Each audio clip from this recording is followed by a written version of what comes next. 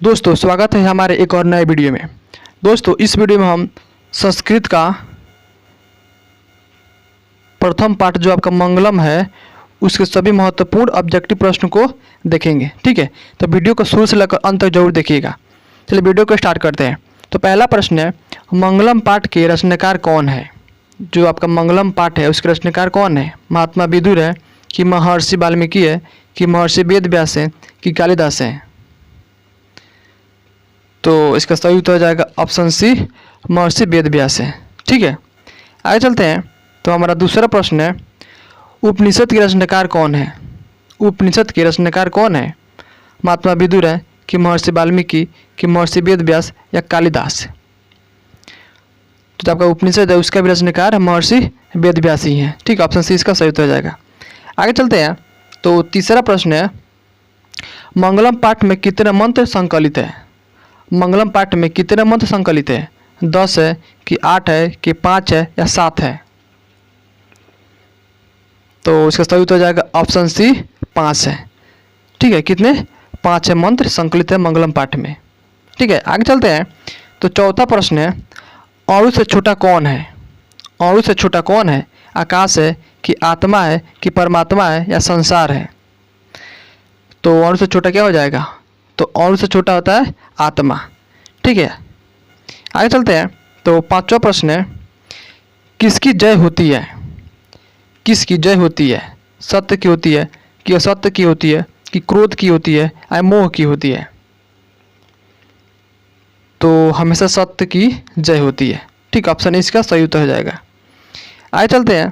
तो छठा प्रश्न है, बहती नदी कहाँ मिलती है? बहती नदी कहाँ मिलती है? सरोवर में कि नदी में कि समुद्र में या तालाब में?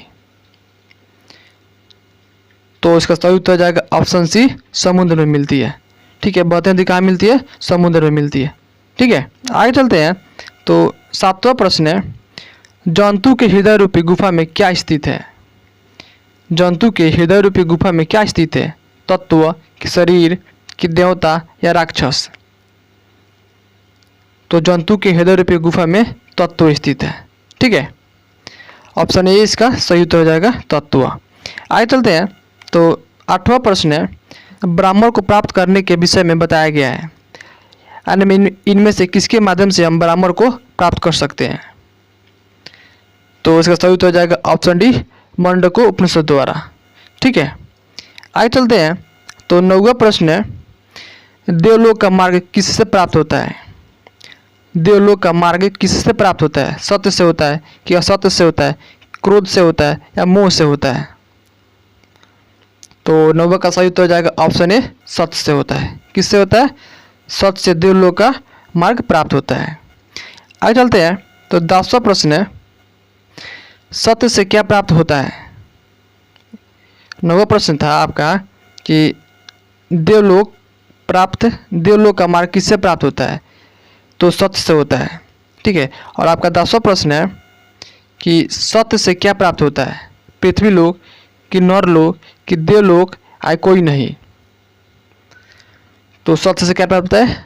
तो सत्य से हमेशा देवलोक की प्राप्ति होती है। ठीक है, आगे चलते हैं। तो 11वां प्रश्न है, मृत्यु को वश में कौन कर लेते हैं? मृत्यु को वश में कौन कर लेते हैं? मूर्ख लोग कि ज्ञानी लोग कि विद्वान लोग या कोई नहीं? तो इसका सही उत्तर हो जाएगा ऑप्शन सी, विद्वान।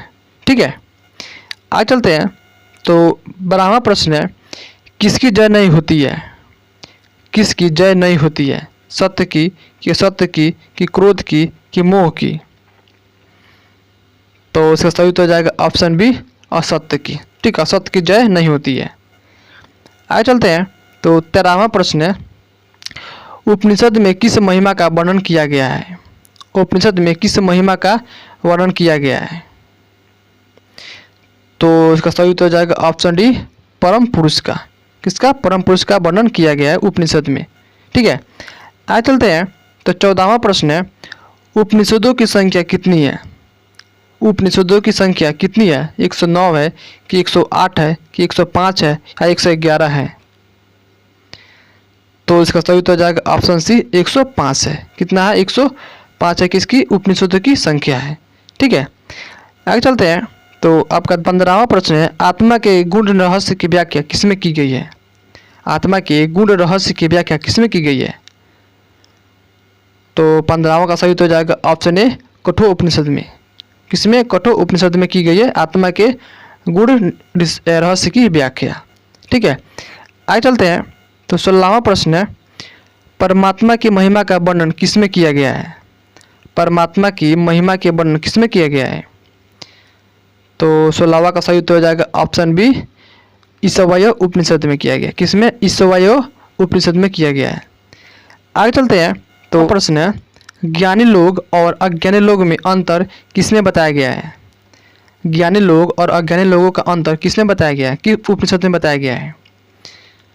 तो इसका सही उत्तर हो जाएगा ऑप्शन सी, श्वेताश्वतर में बताया गया है। किसमें? श्वेताश्वतर में। ठीक है, आगे चलते हैं। तो 18वां प्रश्न है, सत्य का मुंह किससे ढका हुआ है? सत्य का मुंह किससे ढका हुआ है? तांबा से, कि चांदी से, कि लोहा से, कि हिरण्य पात्र से? तो 18वां का सही उत्तर हो जाएगा ऑप्शन डी, हिरण्य पात्र से ढका हुआ है। ठीक है, आगे चलते हैं। तो आज का हमारा अंतिम प्रश्न है कि सत्य का खजाना कहाँ है? सत्य का खजाना कहाँ है? पृथ्वी लोक में, कि नरलोक में, कि देवलोक में, या किसमें नहीं? तो इसका सही उत्तर हो जाएगा ऑप्शन सी, देवलोक में स्थित है। ठीक है दोस्तों, ये वीडियो आपको कैसा लगा हमें कमेंट करके बताएं। अब मिलते हैं नेक्स्ट वीडियो में, तब तक के लिए जय हिंद।